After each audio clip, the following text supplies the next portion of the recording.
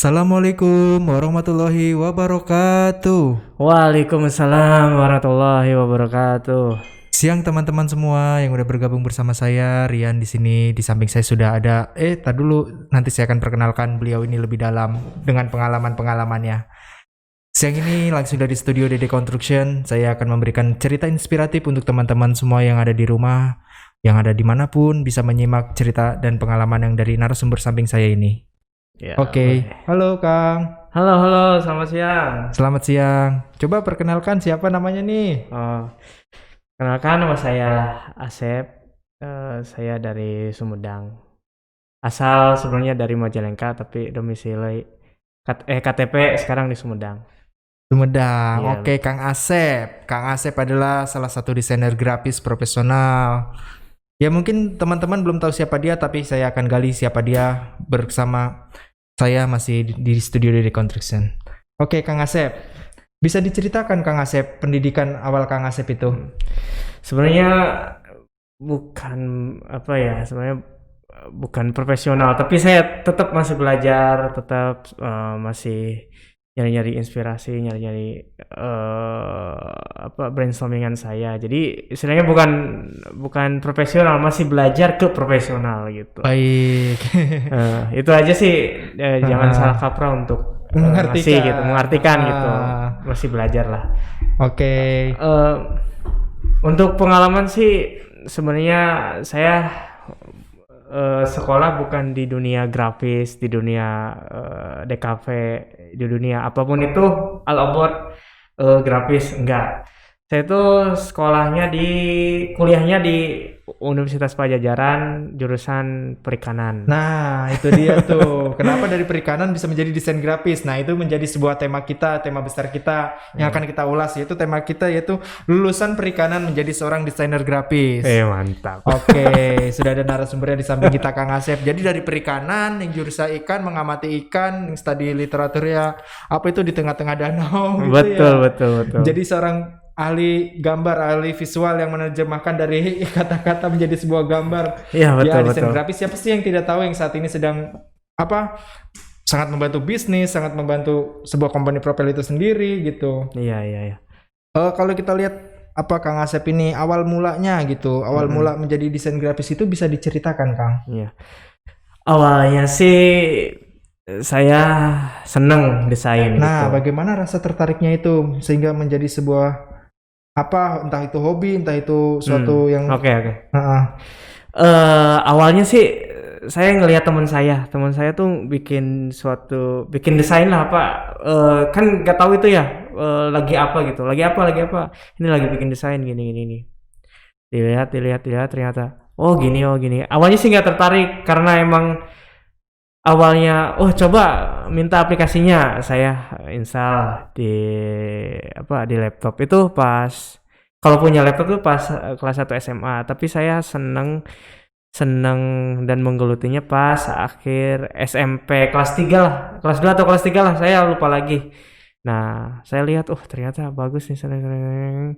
Nah, di sanalah saya seneng gitu. Senengnya dalam artian, kok bagus, kok bisa bikin kayak gini, orang lain nggak bisa kayak gini, belum bisa kayak gini gitu. Masih, pokoknya di zaman saya tuh masih istilahnya masih langka lah orang yang bisa kayak gitu. Makanya saya terus belajar, kok seneng, makanya sampai saat ini gitu. Oke, artinya pengalaman Kang Asep ini awal mulanya ini diambil dari ketika waktu SMA ya Kang ya? Iya, SMP, betul. SMK SMA, lanjut ya. pendidikan kuliah ya Kang Betul. ya? Kalau saya boleh tahu siapa sih yang dulu sifatnya menjadi guru Kang Asep atau Kang Asep belajar sendiri gitu? Boleh Iya. Sebenarnya nggak ada guru sih ya, cuma ada teman yang bisa grafik desain gitu. Namanya sih Denny. Dia tuh kakak tingkat 1 tahun di atas saya. Jadi saya kan satu kampung sama dia. Tiap saya pulang sekolah, saya selalu main dari sore sampai sore gitu. Selalu main di rumahnya. Awalnya sih cuma main game aja, cuma tiduran gitu.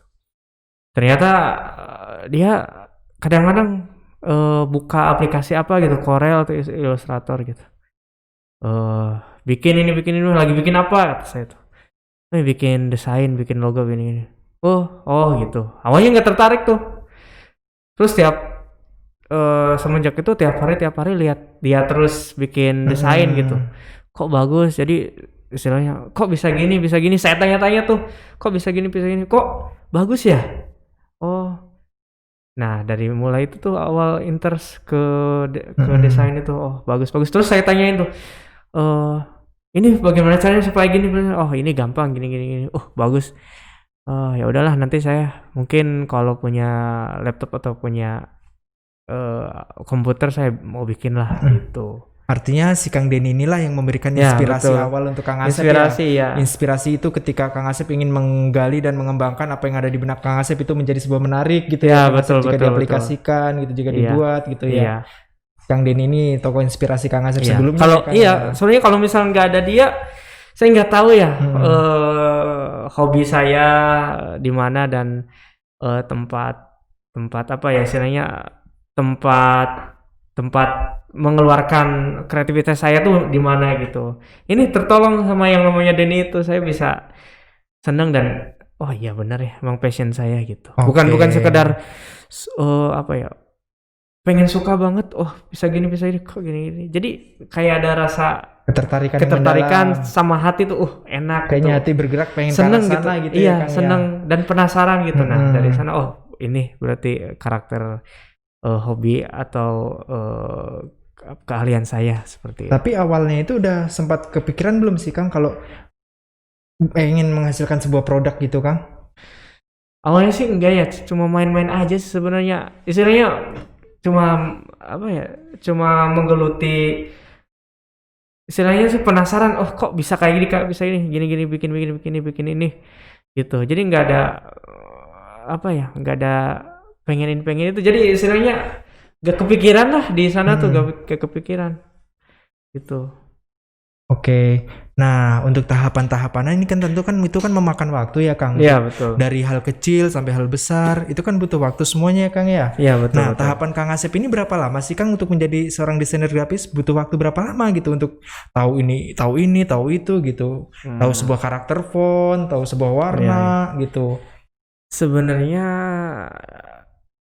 intinya tuh pokoknya ya, intisarinya itu ngulik, melihat referensi dari internet dan mengaplikasikannya. Udah itu aja sih sebenarnya. Dan punya ketertarikan lebih dari desain itu. Misalkan kita misalkan awal mula nih, kita mau bikin desain, ada ketertarikan bikin desain. Oh gini. Nah, pas jalan itu cari referensi dari Google tuh, kita tuh sambil nyari karakter desain kita itu di mana. Sebenarnya desain itu tuh enggak dalam artian universal, bisa ilustrasi, bisa bikin gambar, bisa bikin apa-apa. Kalau Mas Rian tahu, saya nggak bisa gambar dan saya nggak bisa gambar di kanvas dan nggak bisa apa-apa, apalagi gambar orang nggak bisa. Saya bisanya bukan mengilustrasikan, intinya mengaplikasikan kreativitas saya menuangkan kreativitas saya ke suatu aplikasi. Jadi ada aplikasinya yang bikin saya gini. Jadi ada perbedaan lah gitu. Oke, jadi bisa disimpulkan tahapan untuk belajar itu tidak mengenal waktu ya, Kang ya. Iya, Kapanpun itu kita bisa belajar dan bisa akan belajar mencoba dan terus belajar. mengaplikasikan Iya. ya, Kang Betul, ya. Seperti betul. itu. Coba Kang, apa sih triknya yang bisa kita buat dari yang tadi kita nggak tahu jadi kita bisa tahu trik apa gitu, apa statement apa gitu? Istilahnya kita harus melihat di dalam diri kita ini lebih condongnya kemana karakteristik kita. Misalkan karakteristik kita kan ada beberapa desain tuh, misalkan desain grafis itu ada yang karakteristiknya kuat di branding logo, ada yang di ilustrasi, ada yang di 3D dan sebagainya gitu. Ketika kita bikin desain tuh, pokoknya kalau misalnya masih awam tuh, ketika kita bikin desain tuh, saya lebih condongnya kemana? Nah, mikir tuh, ke ini misalkan ke logo branding. Ya udah kita geluti terus logo branding, lihat logo branding dari awal sampai akhir, logonya kayak gimana. Misalkan ada flat logo, ada warnanya banyak, logonya ada satu logo gitu. Sebenarnya sih lebih lebih lihat ke karakter kitanya tuh, "Wah, bagus nih," melihat lah istilahnya melihat,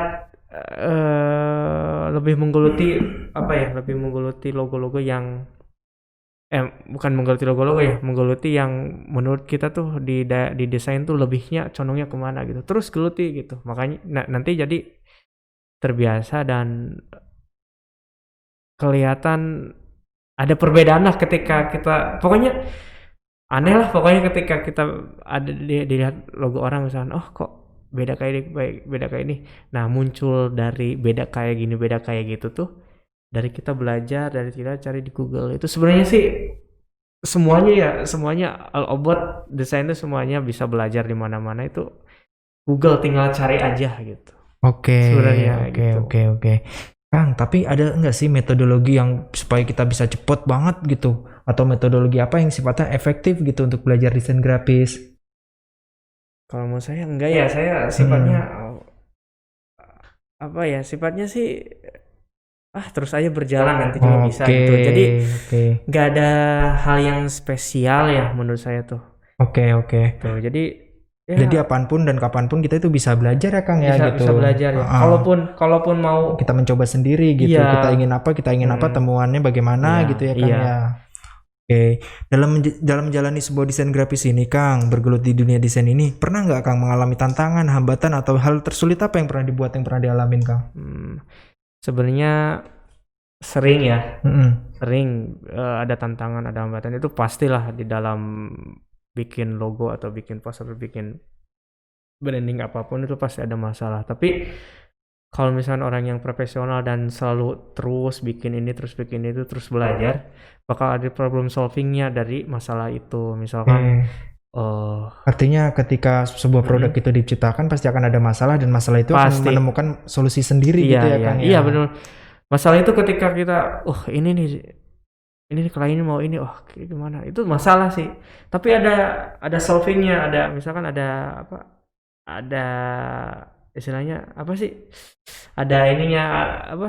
Solusi. Ada solusinya maksudnya, ada solusinya. Oh, karena ketika kita bikin ada solusinya tuh di dalam otak kita, bikin ini. Jadi Paparannya langsung tergambar. paparannya jadi otak ini udah Merespon secara udah ini merespon, ya Kang. ya udah cari ini, cari ini. Nanti dari problem itu bisa memecahkan masalah itu. Betul, sebenarnya gitu. betul. Kalau misalnya terus belajar ya, jadi istilahnya belajar itu menumbuhkan rasa apa ya? Ingin Dirasa-rasanya tahu, tuh, dirasa-rasanya ketika ada masalah itu, logo ini ternyata diginiin aja. Nah, Oke, kita bikin referensi, cari. oke. Sebenarnya itu sih. Artinya sebuah produk diciptakan tentu pasti ada solusinya ya Kang Pasti ya. ada Masalah solusinya. ada masalah ada solusi ya Kang Iya, ya. betul, gitu. pasti. Jauh apapun masalah itu pasti kita akan menemukan solusi terbaik Iya. gitu. Asal nggak diam aja dan terus mencari, pasti ada solusinya. Gitu. Betul. Coba Kang sekilas gitu gambarannya kalau untuk bagi adik-adik, teman-teman atau rekan-rekan semua yang ingin jadi desain grafis apa Kang pesan Kang Asep? Pesan saya simpel aja sih sebenarnya. Yang pertama itu ada niat, yang kedua itu belajar, yang ketiga itu terus apa ya? Terus main ini lah, misalkan main Photoshop atau apa, main grafis apa, terus aja main itu, terus main belajar itu. Karena kalau misalkan tiap hari kita gitu-gitu pasti latah lah, misalkan klik ini tinggal enak tinggal klik ini klik itu udah tahu gitu. Dan ketika kita terus ngulik itu tuh ada rasa apa ya, kreativitasnya tumbuh tuh. Ini. Kalau saya rasa ya secara pribadi, secara pengalaman itu sebenarnya sih. Terus yang selanjutnya itu harus mencari referensi lebih gitu. Lebih dari ekspektasi. Jadi misalnya referensinya segini. Kita harus cari referensi orang tuh dari logo ini sampai dari logo A sampai logo Z, terus cari referensi dan cari ke apa ya, kesesuaian kita gitu. Misalkan apa ya, kesesuaian kita tuh referensinya ini, terus belajar referensinya itu gitu. Jadi jangan apa ya, jadi jangan terpacu kepada saya udah hobi desain, tapi saya nggak bisa apa-apa. Jadi jangan kayak gitu. Jadi rasa tumbuh kreativitas itu dari kita mencari terus. Dan Oke. terakhir itu jangan pernah putus asa dan jangan pernah menyerah, terus aja belajar walaupun dikatain jelek, dikatain apa-apa. Enggak, dari desain itu gak ada yang namanya jelek, gak ada yang namanya bagus, gak ada yang namanya apaan nih desain, enggak. Jadi orang desain itu Punya yang bikin tuh karakteristik punya sendiri ya. karakteristik tersendiri, Hmm. punya pola pikir tersendiri, punya pandangan tersendiri. Bagaimana memaknai sebuah produk itu ya Kang Betul, ya? betul, saya setuju itu. Hmm. Ketika kita bikin desain dari orang lain ini jelek, dari orang lain ternyata, ini mahal nih desain. Nah, gimana perspektif orang menilai dan melihat desain itu dari sudut pandang mana Betul, gitu. betul. Oke, Kang Gitu Asep, sih. pertanyaan terakhir nih. Kalau dari desain grafis itu biasanya menghasilkan benefit kan ya, tentu ya Kang ya, secara Ya. penghasilan kita. Nah, itu gambarannya gimana Kang? Kalau untuk kedepannya seorang desain grafis itu punya benefit gimana sih gitu? Jujur saja kalau misalkan benefit untuk desain dari tahun ke tahun ini lumayan lah. Misalkan lumayan tuh dalam artian cukup lah lebih dari biasanya gitu. Karena apa ya? Karena seorang desain grafis tuh yang dijual tuh bukan hanya pandangan ketika kita melihat desain itu, tapi bagaimana kita membuat proses jadi logo atau jadi desain itu. Jadi sebenarnya yang mahal itu tuh brainstorming kita. Jadi yang mahal itu sebenarnya apa ya? Prosesnya gitu. Yang paling mahal itu prosesnya. Dan yang paling mahal satunya lagi itu makna dari sebuah branding atau sebuah logo atau sebuah desain itu sebenarnya yang paling mahal tuh. Nanti ketika kita melihat benefit ya, gede kecilnya benefit itu tuh dari kita mempresentasikan hasil karya kita. Misalkan presentasi kita misalkan bikin branding, kayak gini, logonya gini, maknanya ini, udah presentasi udah kasih ke klien. Nanti dia bisa cari, oh iya ini profesional nih, udah ketahuan nih dari detailnya juga, dari maknanya, dari artinya juga, udah bagus. Nah itu bisa dijual mahal. Tapi kalau misalkan orang yang desainnya biasa aja, presentasinya biasa aja, maka dinilai sama orang itu ya biasa aja dan sesuai harganya segitu gitu. Sebenarnya gimana presentasi kita, orang yang nggak bisa pun kalau misalnya presentasinya bagus dan terus melihat perkembangan presentasi desain itu pasti lebih lah. Jadi istilahnya benefit itu terlihat agak lumayan, tapi ada sedikit orang yang kasihan juga gitu. Tapi itu gimana kitanya sendiri gitu sebenarnya memaknai itu ya Kang. itu. Oke, sekarang bisa disimpulkan bahwasannya membuat suatu produk itu perlu pemikiran dan perlu kekreatifan gitu. Ya, kreativitas ya. Itu yang mahal sih sebenarnya. Kreatifan kita ya Kang ya. Iya, justru ya, Kang. kreativitas kita yang mahal sebenarnya gitu. Nanti benefitnya bakal lebih dari itu, lebih dari ekspektasi. Ternyata wah bisa dijual seperti ini, bisa dijual seperti itu gitu sih sebenarnya menggiurkan ya. Tapi ya korbannya waktu, kreativitas kita, pikiran dan tentu pikiran ya Kang. itu sih sebenarnya. Oke, terima kasih banyak ya Kang Asep ya, Ya, siang ini terima sudah kasih. mampir, sudah mau digali pengalamannya, sudah mau cerita ke teman-teman dari awal mula perjalanan menjadi seorang desainer grafis sampai memiliki penghasilan seperti itu. Iya. Terima kasih Kang Asep, selamat siang Kang. Selamat siang.